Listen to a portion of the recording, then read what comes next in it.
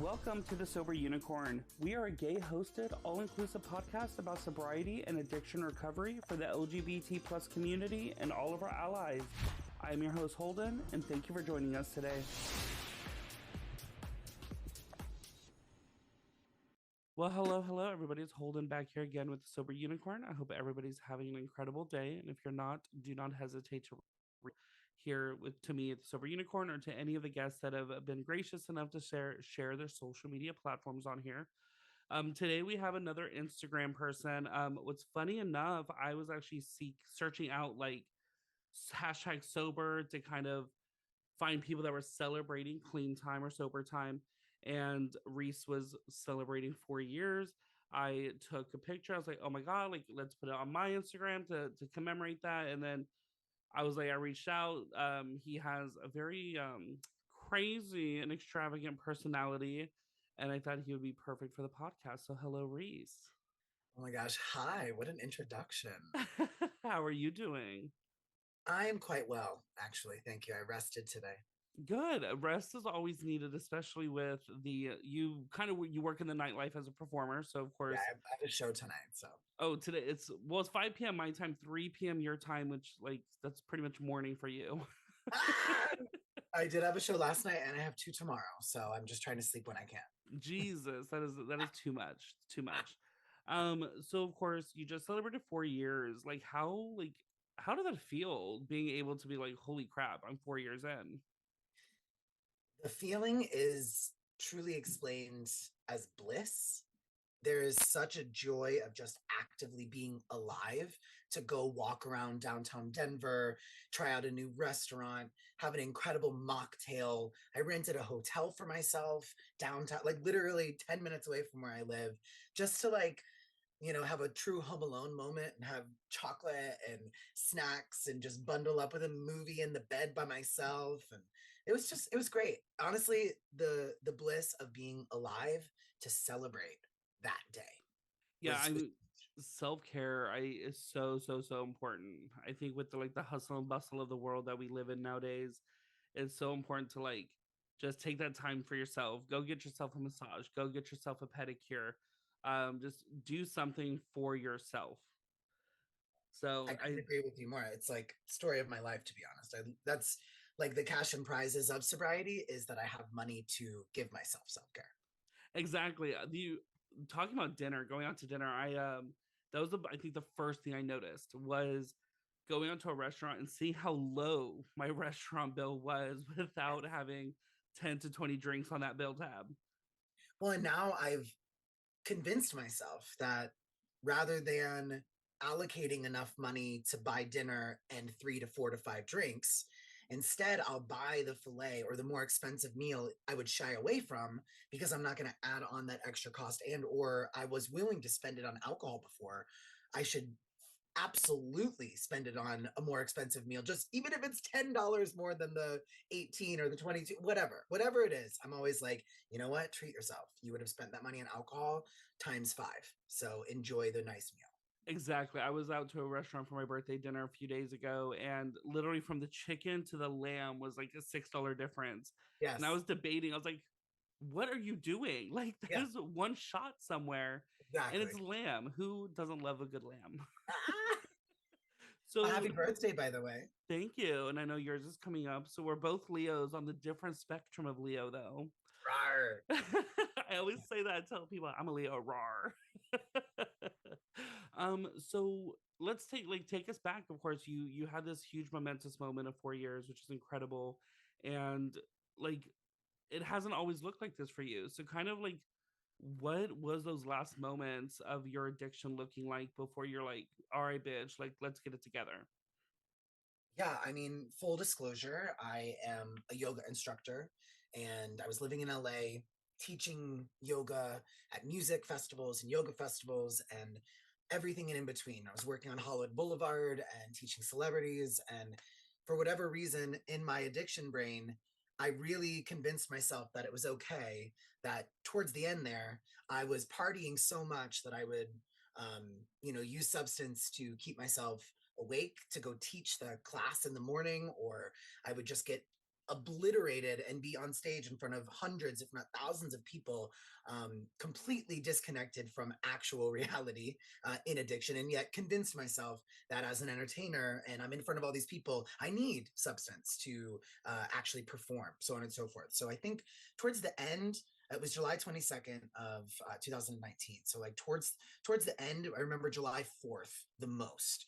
And it was just one of those moments where I was on the beach and I was pretty much like bogarting and carrying extra cans of alcohol and things from places. And a friend of mine was like, what are you doing? I'm like, well, I just got to make sure I have enough wine for later. He's like, just, why? And I remember that moment of feeling like, wow, this is actually really not great. And I did not stop partying until I left. I was working a gig in Cuba, teaching yoga, and also paid to be the party as well. And so we were there for 5 days, and I didn't stop drinking from the second I got like to Miami to board the plane, drank on the plane. I have barely any real memories of this entire trip, which culminated in being entirely too drunk to even perform my duties and was sent home early.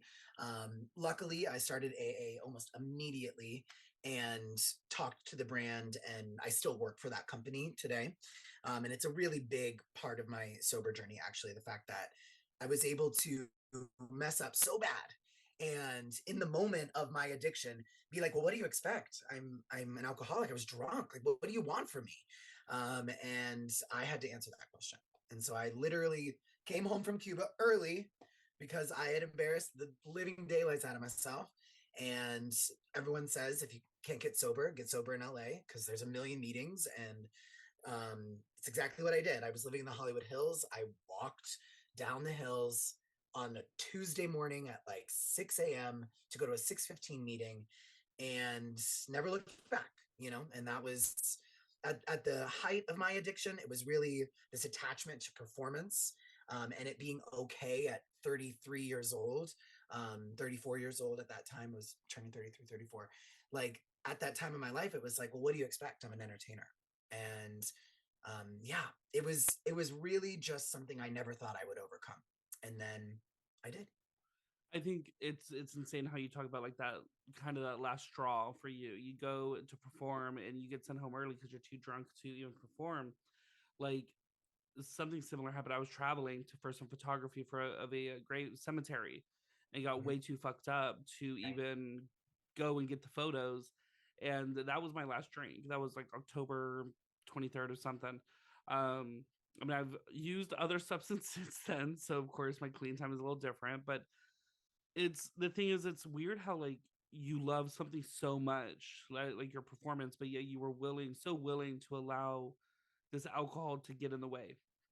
It's almost as if from a very young age, I mean, I started drinking heavily by 12, at least 12, 13, growing up in Tampa, or as we say, Trampa, Florida, making tons of terrible decisions with adults, mind you, and fake IDs and performing in nightclubs by 14, hard drugs, 14, 15, and then did not stop until 33.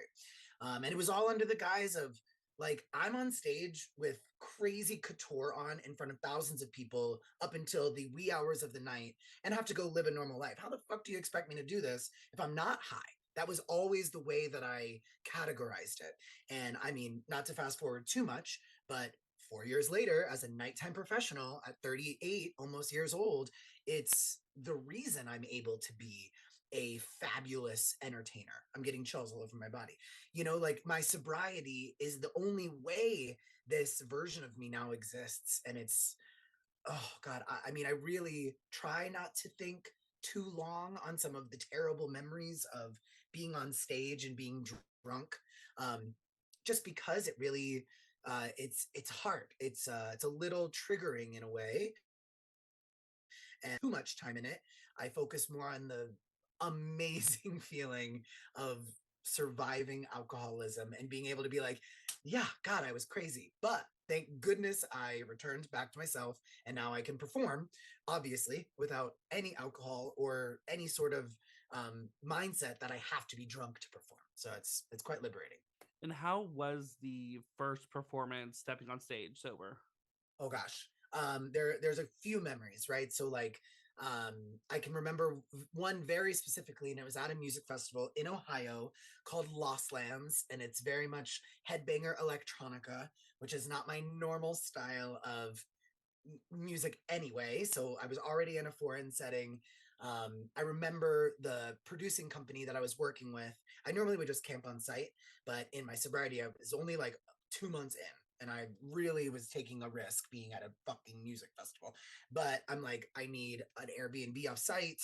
And I kind of, I talked to my manager at the time and I'm like, I'm going to need you to get me coffee and sweets whenever I ask. Okay, cool. And I'll never really forget the after, because the moment on stage where I'm hosting and there's groups of people and there was yoga experiences and I was probably on a mic for 7 hours and it was maybe 2 a.m.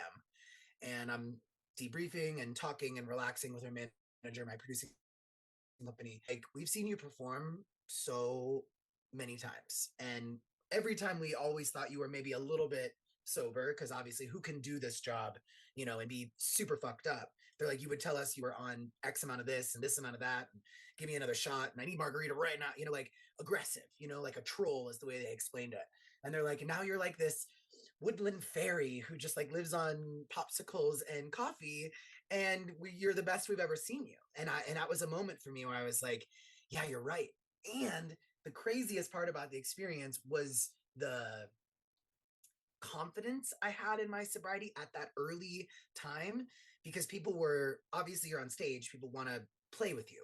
So they're handing me bottles of alcohol. And I'm like, oh no, I gotta sing, or no, I gotta perform. And they're like, come on, take a shot. And I was like, no, I'm good. And it became my like way of deflecting that wasn't putting them down or making them uncomfortable by saying I'm sober in such a party lifestyle, but more in fact just being like, no, I'm good, like I'm actually okay. Like I'm in control of my body and autonomy enough to say no, which was something I never could do before, especially in a music festival setting. The coolest person at the festival is the person who says yes to anything that's put in front of you. So I think there was a lot of wins that day, like a lot. And it really reinforced my ability to be able to do stuff like that moving forward.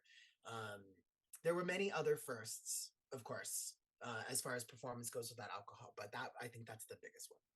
Yeah, and it's saying no, I think, is the one word we learn the quickest in sobriety. Unbelievable. Oh my Um, gosh. Shocking. whether because I know in addiction, you get handed the pipe, the bottle, you don't even ask what's in it, and you're just like, all right, let's light it up, let's drink Yeah. it.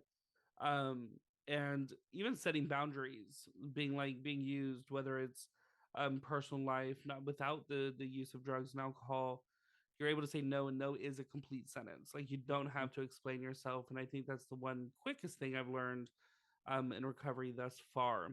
So I've seen, of course, your Instagram. You Okay. seem to be very loud and proud and fearless regarding your recovery. Yes. Um, do you think that if you did not have this boisterous personality, that is your drag persona, that you would be living out loud as you are? I mean, I think there's two answers to that. The first answer is 1,000%. Anastasia, my drag persona, has just become a funnel for all of my creative power as a director, as a choreographer, as a yogi, as a singer, as a dancer, as a entertainer in general. Like, it kind of, she's a funnel, and it's really been so rewarding post pandemic with really no theater. I stopped traveling for music and yoga festivals. I moved out of LA, moved back to Denver. So yeah, I think that the social media is just a way for me to do what I've always done, and this is like the second part of that answer. The beginning of my sobriety was a lot of people threatening or warning about the pink cloud, that I was this proverbial pink clouder and I'm going to fall hard. And while I wanted to take the wisdom of my elders, I said, I've been told I had rose colored glasses on my entire life. It's the people with, the brightest smiles that have the darkest pasts. Like, I come from a very interesting journey as the oldest, growing up gay, relationship with father, so on and so forth. Like, I always kind of had to put on this power self and smile through it. And so sobriety was no different. As a yogi, especially, I was like, oh, wow, I recognize a lot of this stuff. In the beginning of recovery, I went to 90 meetings in 90 days, which is like what I tell every single person who asks me about sobriety. And I say, you don't have to resonate with the book, you don't have to resonate with steps, you don't have to resonate with the people. Nobody likes going to these places. It is difficult. And that shift of 90 meetings in 90 days rewired and re-hardwired my brain, and I stayed in it until pandemic, and then I did a little bit on Zoom, but it got so weird on Zoom for a little while. Anyway, I digress. And so the pink cloud is just who I am. Like, it just is a part of me. I've always lived out loud. I've always lived fabulously. Social media really, to me, is a place to share, yes, strength and challenges because you want to express yourself, but for the most part, you want to affect people's life. It's a community outside of your normal people that you can reach. So why not share positivity, strength, growth, power, beauty, silliness? I mean, people, at least 10 to 15 people a day that I don't interact with on a regular basis, tell me how much they love my social media platform because it makes them smile. And if that isn't the fucking point of this huge interweb communication, I'm not really sure that I'm doing it correctly then. I think personally that's my way of doing it. It's the same thing with sobriety. Like, I'm happy I'm sober. I'm not one of those in the very beginning that had to repeat that mantra, like, God willing, I'll be sober another day. And there are so many reasons why that's beneficial, and I support everyone in their own journey to sobriety, but I pissed a lot of people off. Because I was so happy and like, and they're like, what is wrong with you? You're gonna go out, you're gonna this, and my friends have died, and brah. And I'm like, oh my God, babe, like, you just gotta calm down. Like, if that works for you, please do so, but please don't tell me how to be sober. Please don't, because it's working for me right now. Celebrate with me. And if I ask for help, let's talk about it. But yeah, I think to answer that question, it's like, I am a pink clouder forever. Hey, pink cloud is ain't nothing wrong with that. Ride that motherfucker as long as you can, because I think, as you said, many people fall off that pink cloud, and so the thing is with that is like that pink cloud, when you hit the dark times, at least gives you something. You're like, well, it can get to that point again. Yeah. I think we all, everybody in recovery, we all hit hard times, and it's just how you push through it. So, I mean, that was going to lead into a next question: is like, what is the hardest thing that you had to endure in recovery, and how did you not use over it? To be honest, again, speaking pink from a pink cloud perspective, I've been waiting for that, I guess it would be a toxic trait of the other shoe to drop. We as humans are just kind of always expecting it to happen. So I sit here and I really get into my ego. I'm like, oh yeah, you're really positive. What about when something really, really bad happens? What are you going to do then? And so I try not to like, I try to immediately catch that negative self-talk and be like, no, no, it's okay to think that way. That's the alcoholism. Like, that is the alcoholic mindset. Like, oh, you think you can get away from me? Well, how about now? And that. It's like, no, I actually am stronger than that, and in the moment I will address what is needed, but the answer is never going to be have a drink. Now, will I think about it? Absolutely. Actually, it's come up maybe 5 times in 4 years where I sat there and I went, huh, now this would be a moment I would have a drink. And then I sit there and I think about it and I'm like, obviously I'm not going to. It's not going to help me at all. And I kind of just sit in it and I'm like, it's going to suck. This is going to be a bad couple of hours or day or week or month, like a breakup, for example, earlier this year. And so I don't know. I think to answer that question, it's like my range of emotions is more what causes me to edge up against the discomfort. My natural range of emotions, some days I'm just out of it. And that's sobriety to me. Like, you're just out of it. And that's actually okay. You don't have to be on 100% of the time. You can actually be emotional. You can be sad. You can be angry. You can be frustrated. You can be upset. You can be bothered. But to feel all of those things is also sobriety to me. So I don't think I've had anything that's cataclysmic yet, other than the pandemic. My gosh, like, whoa, that was wild. And did I kind of do other things like eat and sleep and watch a lot of TV and, yeah. But that was my coping at the time. I didn't have to turn to alcohol. So I really do believe that when any moment is going to come up in my life, I'm going to have that challenge. I'm going to have that relationship reminder of alcoholism, and continue the success of being like, no, no, it's okay to have those thoughts, and you know exactly what's going to benefit you right now. And that's feeling and being sad and being upset and being frustrated, because the drinking's not going to help at all. Like, even No, it's drinking does not help at all. It's a major antidepressant. yeah. Um, I actually I finally hit something. My sobriety, my first go round and second go round, um, nothing ever crazy really happened. Everything was like a really peachy, like pink cloud. But I had a friend overdose. It's been like a month and a half now. But the thing is like, yes, it's sad that she's gone, of course. But the thing is, being sober and understanding that, like, that was a reminder of like that one more time can take anybody out. Like, nobody's safe from the disease of addiction. Nobody's safe from taking that one more hit, especially if you're a heroin addict. If anybody's listening and you're a heroin addict, like the amount of fentanyl. I mean, we all know fentanyl's killing everybody right now. And when you take the sabbatical of a few weeks to a few months of sobriety and you go back and you're shooting up straight fentanyl, like you're fucked. Yeah. Like it's insane. So of course you're in the drag world, and you of course deal with a lot of drag queens in the Uh-huh. back room, kiki kakan, and doing Uh-huh. what they do. So do you find that there are more sober queens than we realize, or are the queens that normally work with you and know that you're sober try to be mindful about like kicking back the shots and drinking henny in the back? Yeah, I think I'm fortunate enough to work at just about every single style of drag entertainment, from cabaret venues to actual theaters to brunches to the nightclubs to the drunkiest nightclub to the biggest nightclub with the biggest stages and the RuPaul girls and traveling. Um, I am often surprised that, yes, there are a few more sober girls than we might think out of the gate.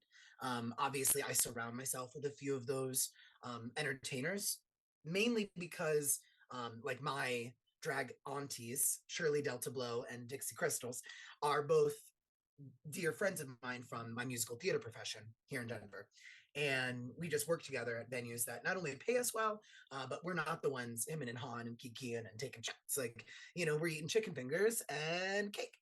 um, and I would say there's only been one queen over my entire span that's been just a little bit like sassy about the sobriety. And it makes a lot of sense if you know the show RuPaul's Drag Race. Her name is Kimora Black, and she's like kind of like a dumb big, her brand, is ridiculous. She's gorgeous, and we did a show, and she's like, "Come on, take a shot." I was like, "Oh, I'm good." She goes, "Take a fucking shot." I was like, "Oh, I'm sober, but thank you so much." And she goes, "Ew." And I just started laughing so hard because it was exactly what I would expect someone like her to say. And she was nice about it. She didn't push anymore. She did try a couple more times, but I'm like, "Oh no, baby." Like, no. For the most part, all of the girls in town love and respect me so much that they either ask for a non-alcoholic shot for me, or they're like pretty aggressive. Like, someone will offer me a shot. They're like, "Nah, bitch, she's sober. Leave her the fuck alone. Give it to me."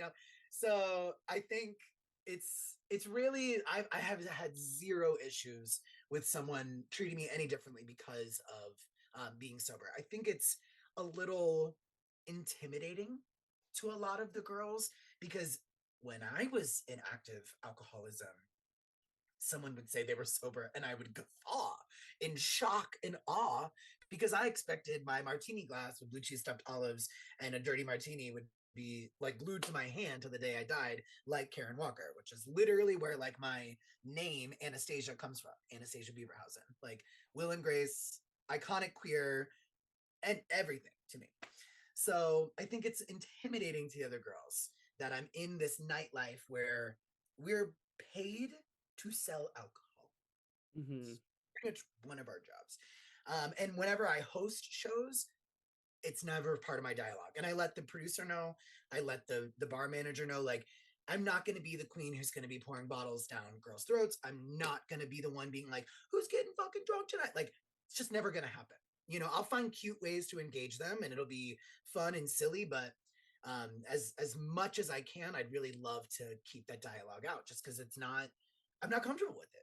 I'm really not. Like I think that's the hardest part about being sober in this career is seeing me in these 21-year-olds, in these 18-year-olds, in these 22-year-olds, in these 27-year-olds, in these 50-year-olds, and being like, wow, you are sad and you don't know it.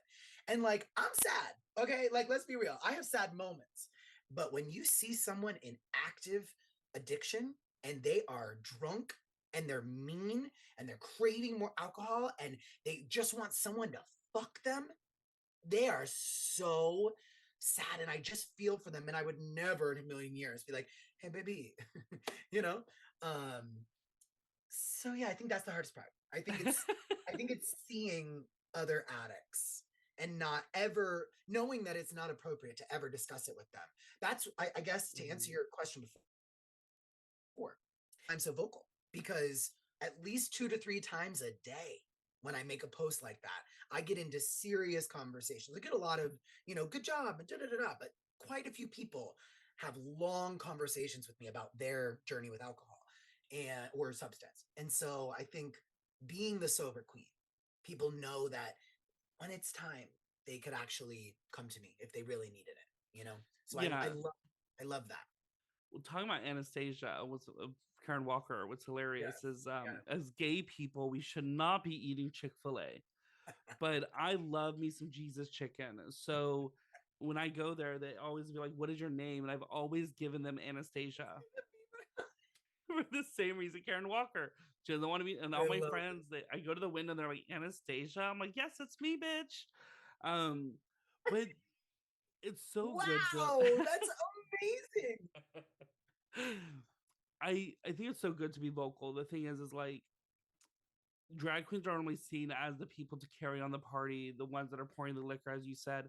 I mean, I've known when I used to live out in California, many queens like Morgan McMichaels and stuff like that, bringing shots out and pouring them into people's mouths. And but now it's kind of like I'm not saying sobriety is like a fad, but the thing is, sobriety is becoming normalized, where queens such as Jujubee, I know Alaska was sober for a little bit, Thanks, and RuPaul. yeah, and they were insanely vocal about it because, Vivian.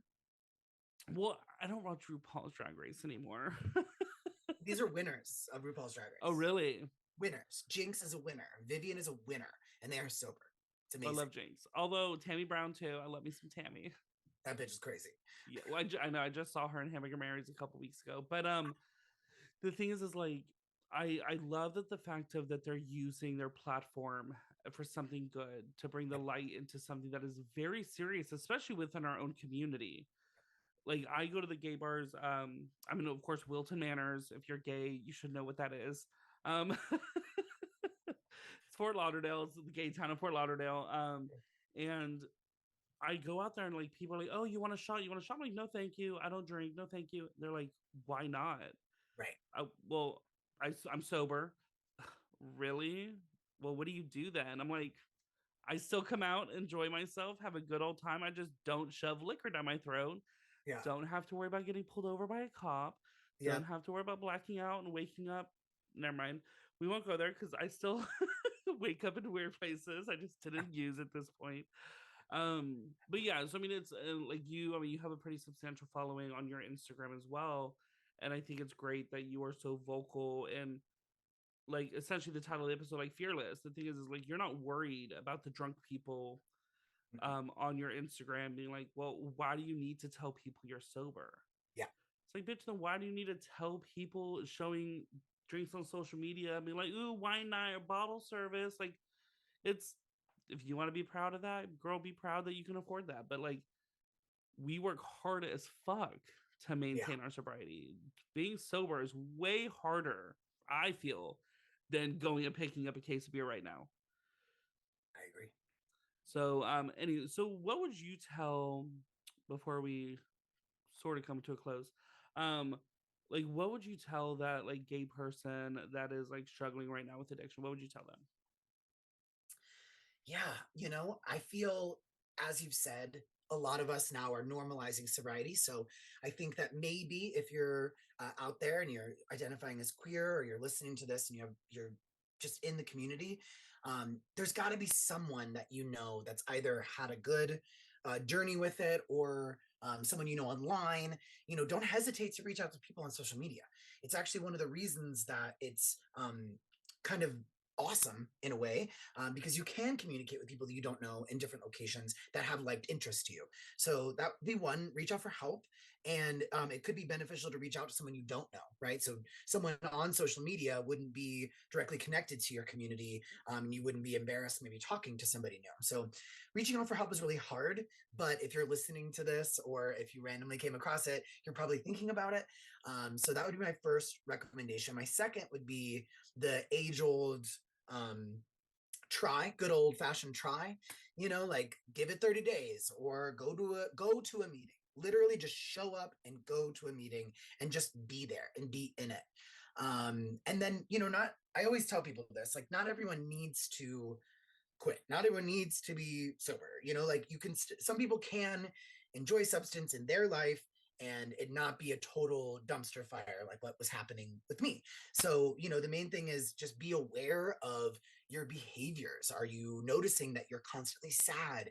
Are you feeling that there's just something blocking you and you can't put your finger on it, but it's alcohol? Like, be a little bit more honest with yourself around what you're feeling, and then use that to kind of navigate how important it is for you to either take a very large step towards sobriety, or a really small step. But yeah, I think it's really just all that initial claim, right? You got to ask for help. You got to go to a meeting. You have to take a, as we would say, inventory, or just like a little way in which to write down some of your emotions or your feelings or your behaviors, and just analyze the situation. If you're thinking that maybe you have a problem, it's a great instinctual nudge from your soul being like, yep. So glad you finally listened. Maybe try on something new. And then if you're actually new in sobriety or want to do sobriety, as I said before, 90 meetings in 90 days is like the way to be successful, in my opinion. And then you can choose what you want to do from there. But that initial commitment to yourself is huge, and changed my life. 90 meetings in 90 days, y'all, is possible. It's I've done it a couple times, and it's, as you said, it shifts that final, like, that focus. It pulls you away from drinking. 90 days is a long time without alcohol. And I mean, if you can pull yourself away from alcohol for 90 days, trust and believe, like, you could do it for much, much, much longer than that. Well, and it's So, also like you were saying, when you're, the bar goers in, Fort Lauderdale, what do you do? And it's like, that's the part you have to reframe. And so one of the things that you do in 90 meetings in 90 days is you go to a meeting, and you do that every day, and it distracts the shit out of you. So, and honestly, mocktails would be another thing I would kind of bring up. Here in Denver, it is all the rage. Um, and in general, my like go-to, if I can help you with this, of course, is I just tell the bartender to make me their favorite mocktail.